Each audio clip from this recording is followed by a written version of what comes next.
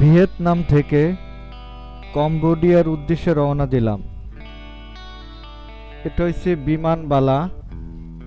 বিমানবালা সবকিছু গাইড বুঝিয়ে দিচ্ছে।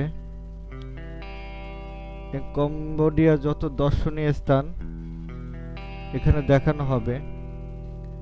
কম্বোডিয়া সাধারণত একটা বৌদ্ধ ধর্মের দেশ। সেখানে মুসলিম সংখ্যা মাত্র 5%।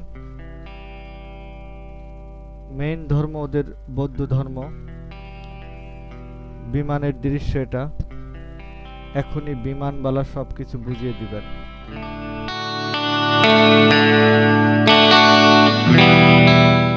Aircraft.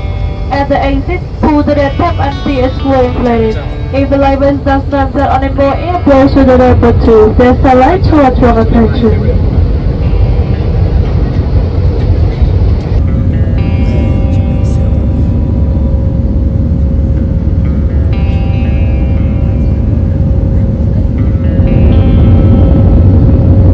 Oxygen mask. In case of lack of air pressure, the oxygen mask will be automatically released from the passengers of which unit upon lifting. And from the ceiling in a watchway. Pull the mask toward your face and cover your nose and mouth. Then have children and other passengers require assistance.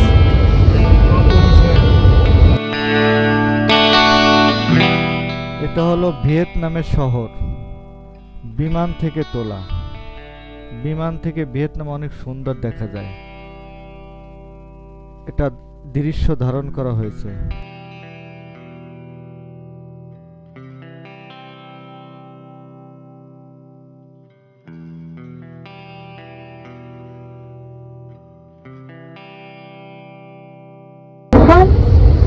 Follow the middle and 2 at the rear of the cabin. Put the rest to you.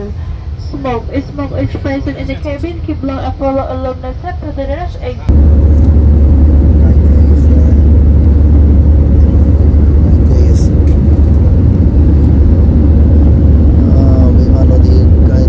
You will find your safety instruments and cut in the zip pocket in front of you. Please read it carefully.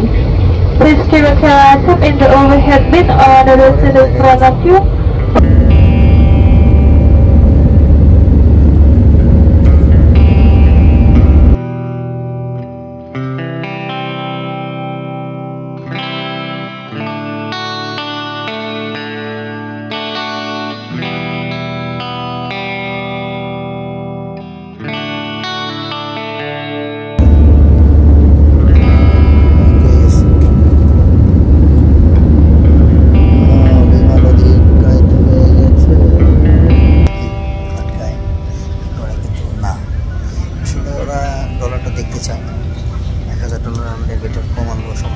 অফিসাররা আসে check করতে, just check আপনার file tile সব ঠিক আছে কিনা। যাই হোক, ছেড়েই দেয় ভিসা থাকলে।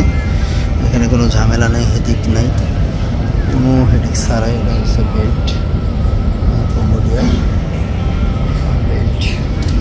আর ওই হলো ইমিগ্রেশন, হলো বেল্ট। আসলে কম্বোডিয়াতে অনেকে বলে কোনো ঝামেলা, কিন্তু কোনো ঝামেলা নেই। ঝামেলা মুক্ত কম্বোডিয়া ইমিগ্রেশন। আমি কম্বোডিয়াতে আছি। কম্বোডিয়া বাদুরের গাছ। এখানে সারি সারি অনেক বাদুর বসে থাকে দর্শনার্থী ভিড় করে দেখার জন্য।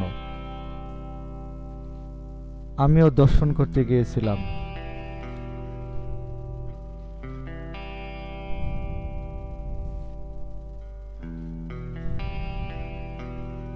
এই দেখেন বাদুরগুলো কত সুন্দর।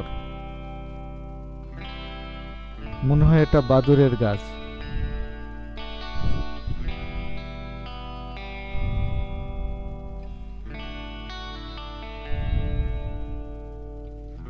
এই যে প্রবীণ ব্যক্তি ভিডিও করছে। সাধারণত কম্বোডিয়ারা এরা আগ্রহী না, এরা প্রতিনিয়ত দেখে থাকে। যারা পর্যটক তারাই বেশি আগ্রহী হয়।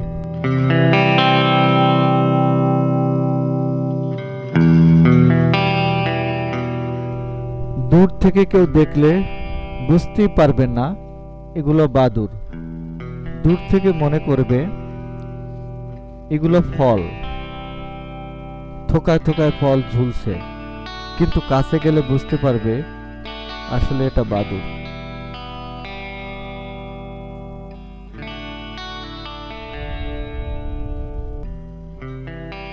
কম্বোডিয়া বাদুড়ের গাছ রবিউল ইসলাম রবি